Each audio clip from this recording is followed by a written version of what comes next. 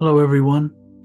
I hope you'll join me on August 3rd for a one-day immersion to explore the subject of negative emotions from the perspective of the fourth way system, which George Gurdjieff and Peter Ouspensky taught in the 20th century. Normally, when we look at negative emotions or think about negative emotions, things like impatience, irritation, blame, accusation, judgment, anxiety, different forms of depression, even boredom, anger, self pity, self deprecation, all of these different forms of negative emotions, we consider them normal and healthy. We consider it useful to express them, to demonstrate to other people that we're experiencing them. What does all of this have to do with the ego? How do these negative emotions form in us? What is their purpose psychologically for human beings?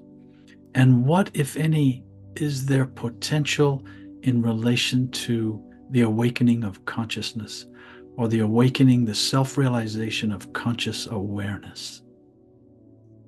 Part of the way we typically look at negative emotions is with the presumption that they're necessary, that they are a useful part of the human experience.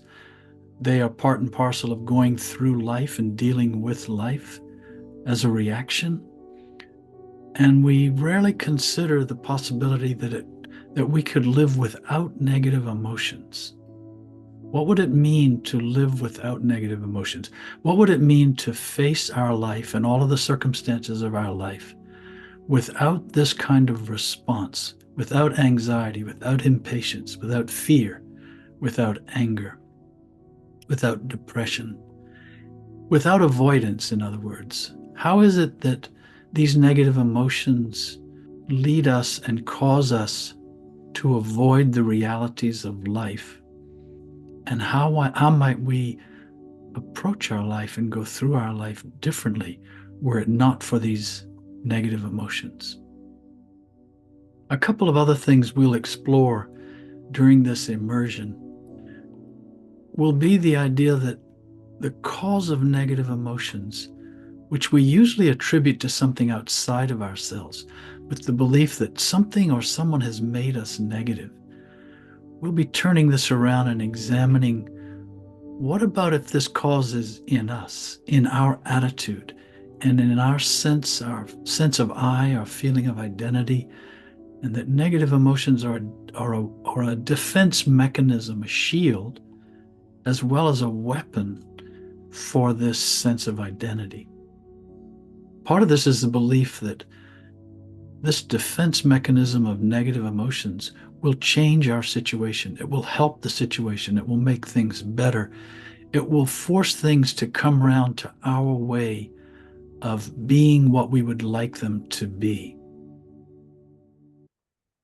And we'll be looking at this idea, what would it be like to go through our life without this defense mechanism and without having to pick up this weapon of negativity that we use not only against others, but against ourselves?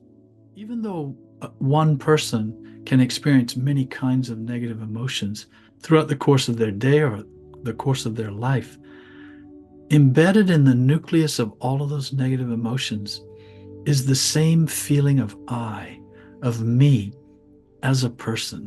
And we'll be looking at this and we'll be trying to understand how is it that the ego, our sense of I, lies at the nucleus of all of our negative emotions, and why it's embedded there, and why it wraps all these negative emotions around it like blankets, like layers of defense, and why it refuses to let go. In one of the final sessions of the immersion on August 3rd, we'll be looking at the fact that negative emotions comprise the most volatile psychological force within human beings. And that this force, this energy, rather than being expressed and indulged in and reinforced, can instead be harnessed and transformed. and that this transformation can lead to the awakening of a higher degree of conscious awareness. But for this, of course, we have to understand what negative emotions really are and how they form in our psychology, how they're connected to our body as well as to our mind, and how this sense of ego is embedded in these negative emotions and how they serve as a layer of protection for this sense of ego. And of course, how all of this can bring a person to the transformation of a higher degree of consciousness or awareness.